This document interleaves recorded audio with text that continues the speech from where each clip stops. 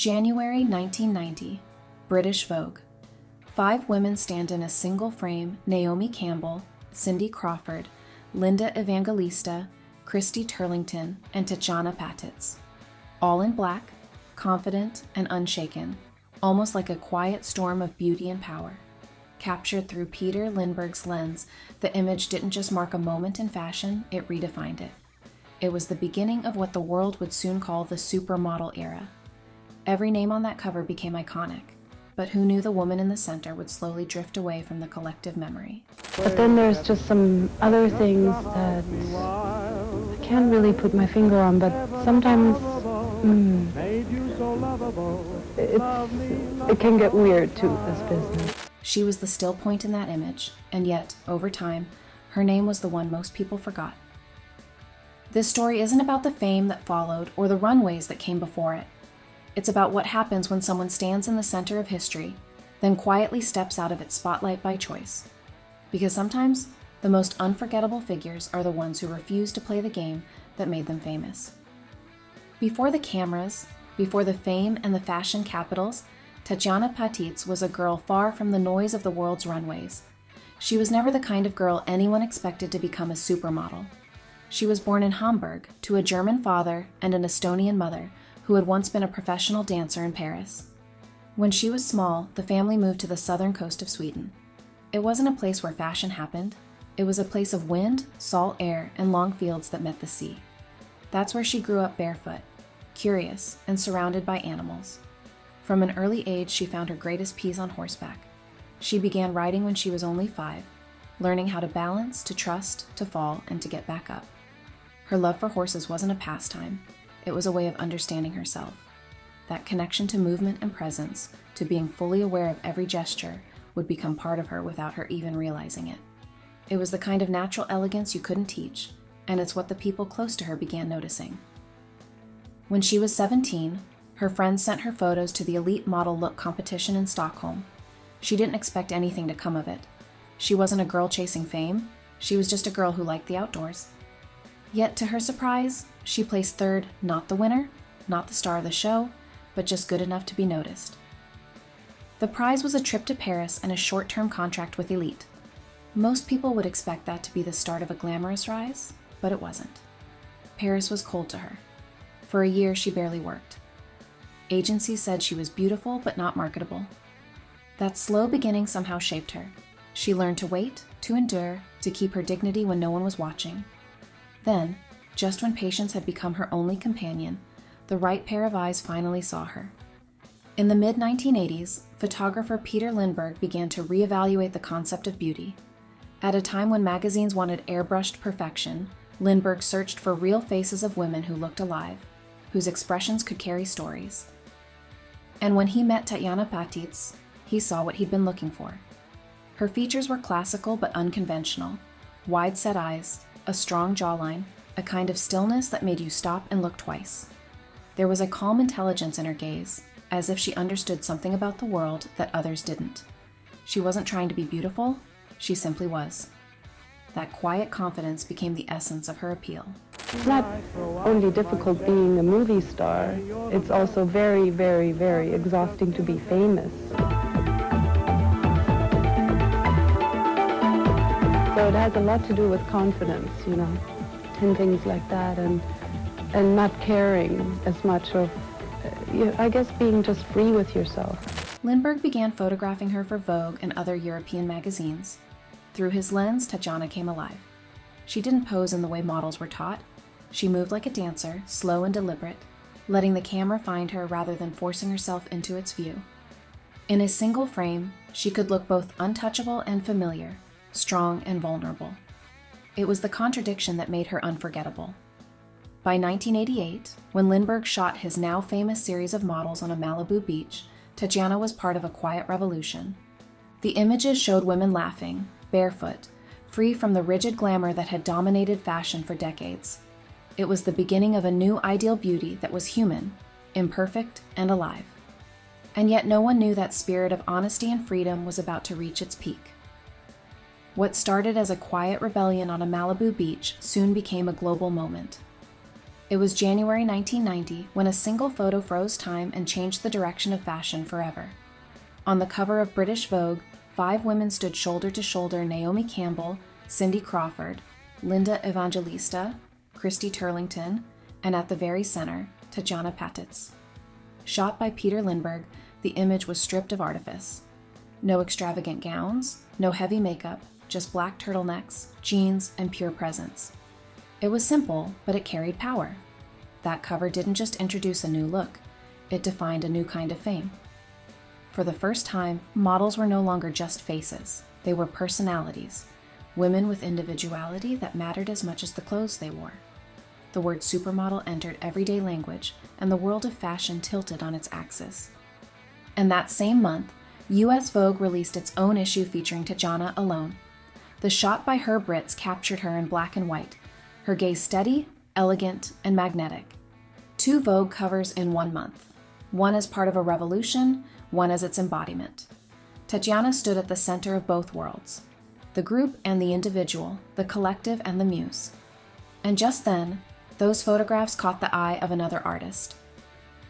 When George Michael saw that British Vogue cover, he was sure he wanted that same power, that same female force for his new song, Freedom, 90. So he made a bold choice. He wouldn't appear in the music video at all.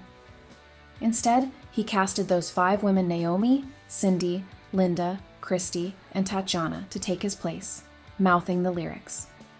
It was 1990, the golden age of MTV, and a pop star willingly giving the spotlight to models was unheard of.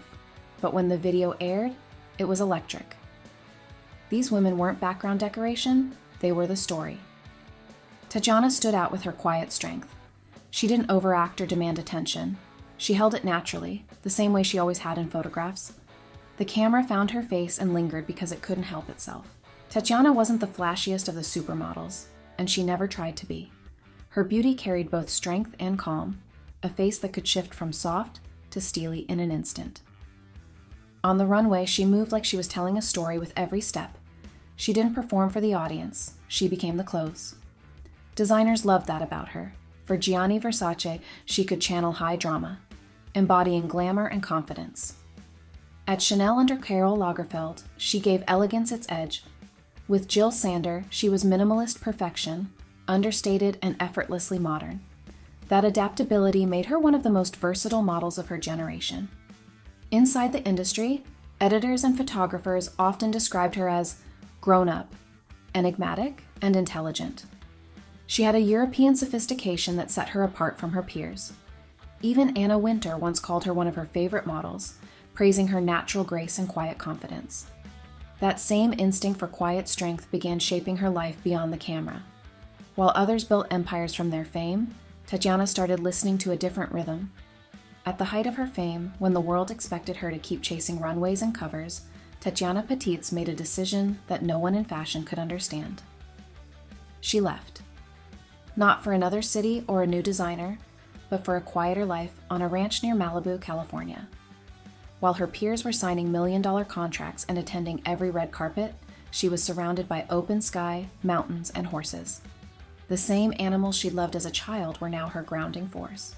Nature feeds me. Nature is important to me, and it's really grounding for me, and it's necessary. She didn't disappear completely. She continued to work for selected photographers and designers, but only when the projects felt right. Her career didn't control her life anymore. She did. Her choice wasn't about rebellion, it was about balance. She'd already seen what fame demanded and what it took away. The constant travel, the pressure to stay visible, the endless cycle of exposure wasn't what she wanted anymore. Tatjana wasn't addicted to attention. She was addicted to peace, to authenticity, to being real in a world built on illusion. I'm not a city person. I can't live in a high-rise in a little tiny apartment situation without having access to nature.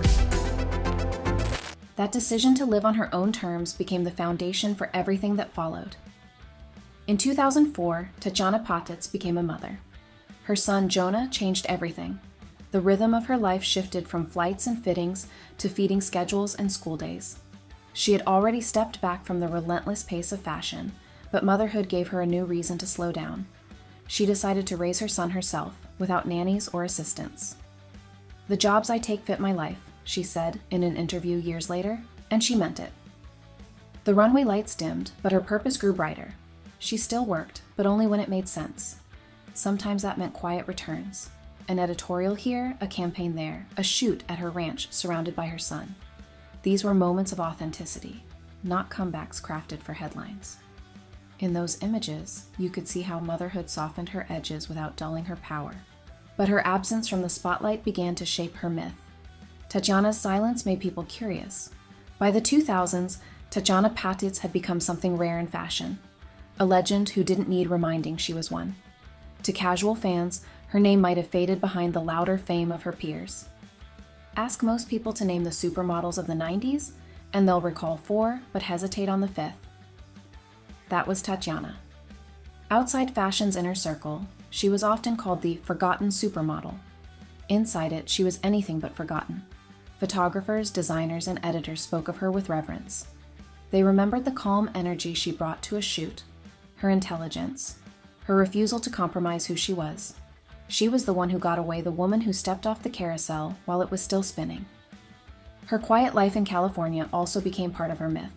She wasn't seen at parties or on reality shows, but her image remained timeless, often revisited in retrospectives and museum exhibitions. To the fashion world, she represented integrity. She had stood at the center of a movement and chosen not to let it consume her. On January 11, 2023, the world quietly lost one of its most timeless faces.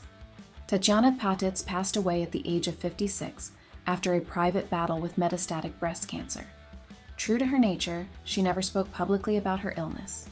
She chose to keep that part of her life sacred, surrounded by the people and the landscape she loved. When the news broke, it caught many by surprise. Tributes flooded social media and magazines almost instantly. Designers, photographers, and fellow models shared memories of her calm grace, her generosity, her strength. It was as if the world was suddenly reminded of the woman it had once overlooked. Even the obituaries had to reintroduce her to readers, one of the original supermodels. They wrote proof of how completely she had stepped away from fame. Yet the grief within the fashion industry was deep and genuine. Vogue, which had once put her on its most historic cover, called her the quietest and perhaps the most intense of the supermodels. And it all circles back to that black and white Vogue cover in 1995, women standing together, history in a single frame. 4 of them chased ubiquity, turning their fame into business empires and television moments. Yet, Tatjana Patitz stood in the middle and quietly chose another path. While others ran toward the spotlight, she walked toward stillness.